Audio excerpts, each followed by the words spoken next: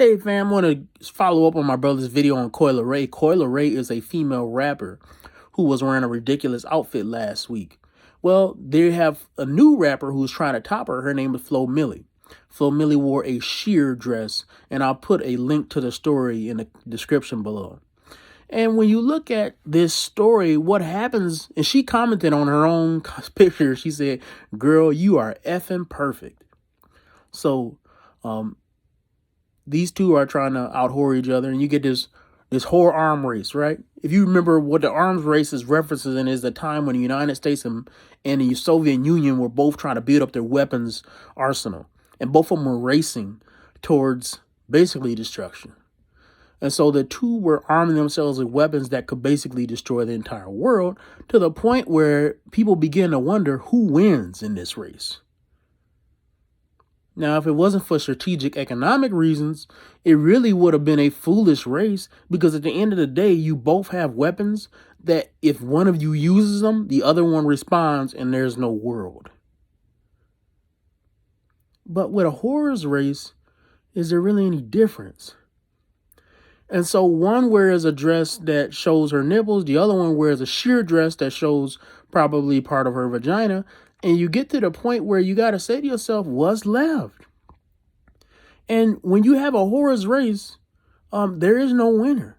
Neither lady can win, because each lady can always step things up. But the truth of the matter is that the observers are the ones who are watching this. And it supposedly is for them, but it's really not for them.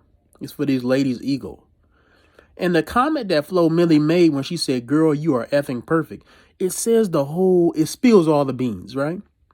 When you look at what she did in that comment, it talks about the fact that this is just her ego. This is pure ego. And when you look at this matter, it kind of reminds me of when you look at Revelations 16 and 17 and 18. You get to this part of the Bible where it talks about Babylon.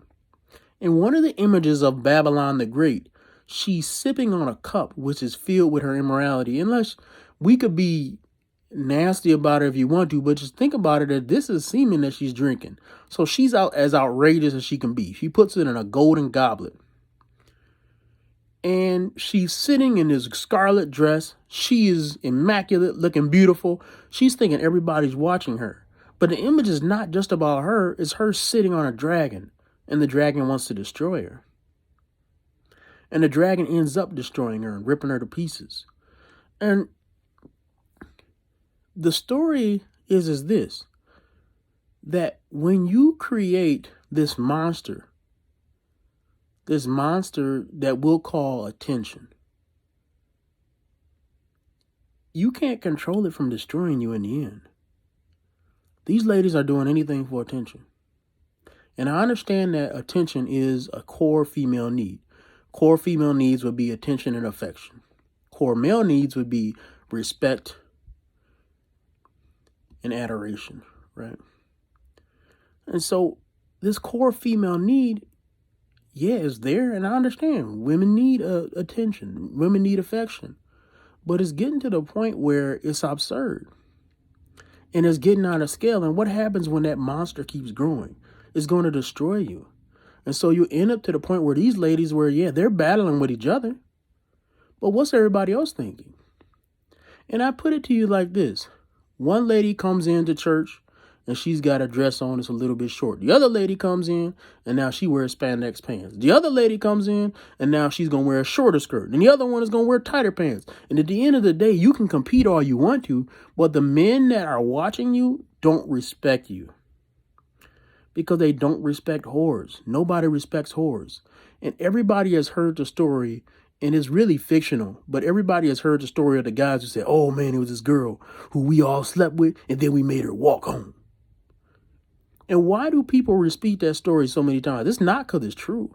It's because that's what people want to do. They love to disrespect a woman that they view as a slut.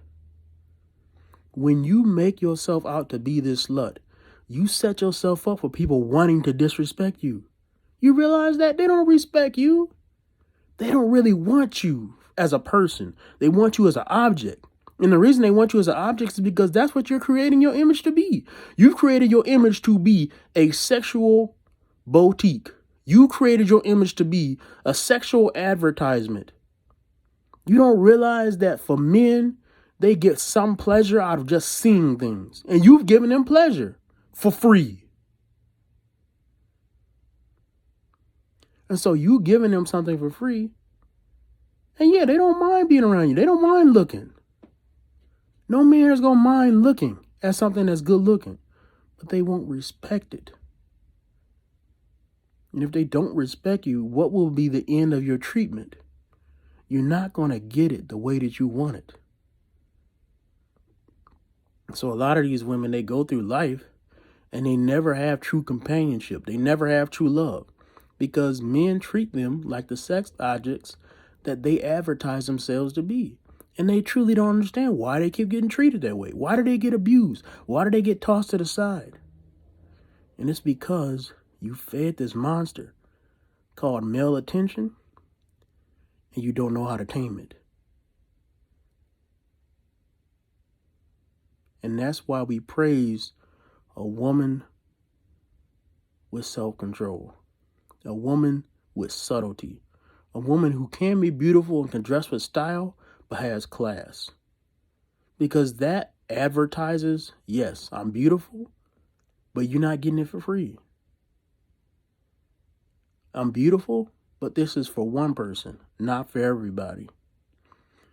Now, if you want to be for everybody, keep following those women. But if you want to be with one man, if you want to have a meaningful relationship and a meaningful life, stop following these sluts.